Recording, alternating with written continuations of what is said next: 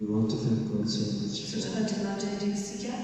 this time that He has given us to be here and to share the Word of God, to pray. This is a special time for us because anytime when we pray, God is ready to answer us. Amen. And God wants to bring changes in our lives.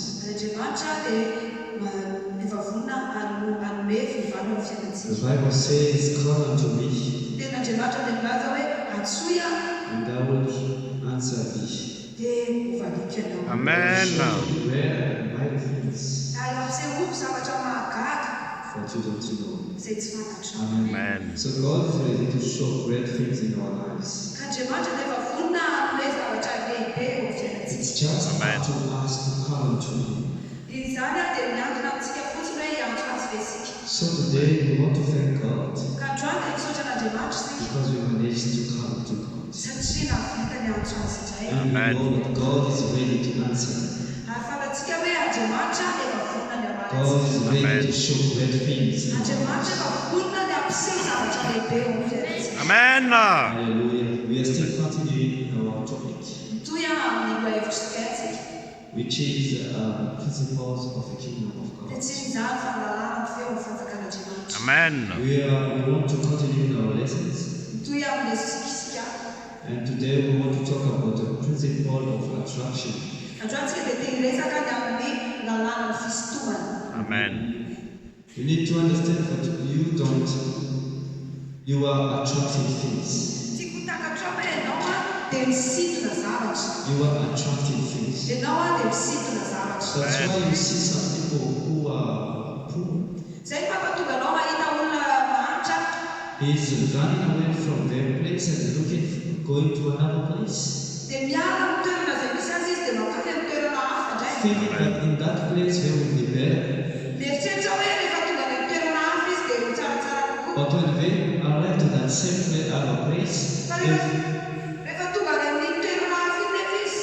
they find themselves poor again. Why? Because they are attracting poverty in their lives. So we are like a magnet. We are attracting things. Amen. With how we live, the way we do things,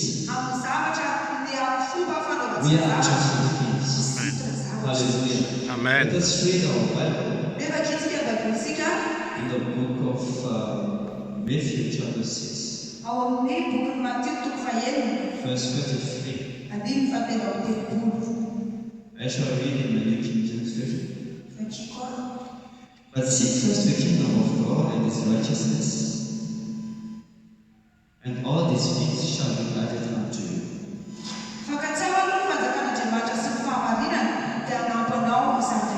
Amen. This is a principle that Jesus was giving to His disciples. Principles of attraction. And Jesus is saying, you don't need to look for things. You don't need to look for, be attracted by money.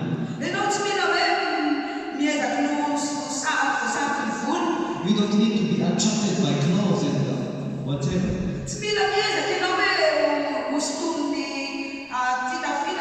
But you can attract those things into your lives.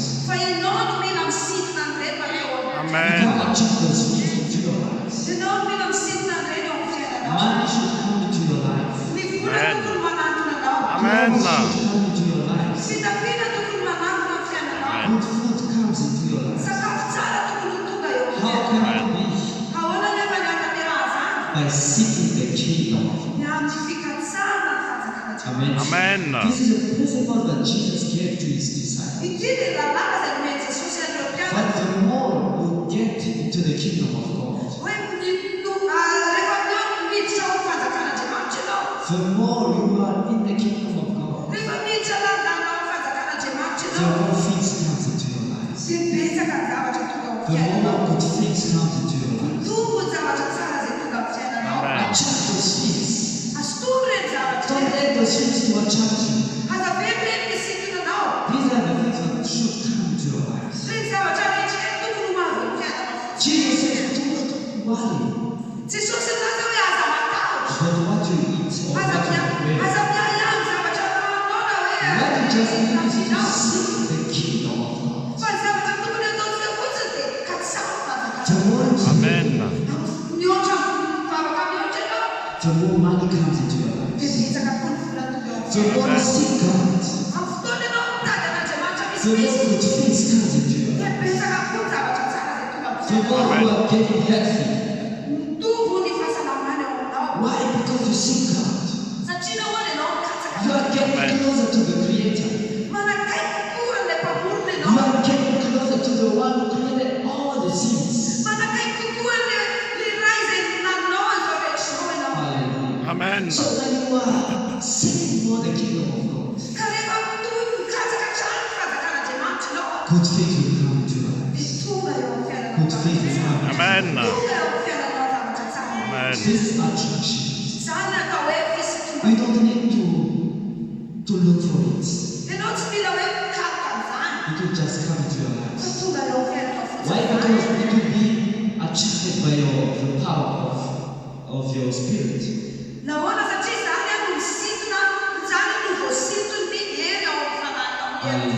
Amen. The Bible says in 2 Peter chapter 1 verse 3. His divine nature has given us power. His divine power has given us everything. But we need for life. And godliness. Which means to say, when I get that power, when I get that key, divine power, that divine power will attract everything into my life. Good things, Amen. good life, good marriages. Hallelujah. Amen. So today we want to stand on our feet. We want to seek God. We want to seek the kingdom of God. I want you to pray. God, I want to live in your kingdom. I want to attract good things in my life. I want the money to come to my life. I don't want to be attracted by money, but I want money to see my address. Hallelujah. I want money to come to my life. I want to attract money to my life. I want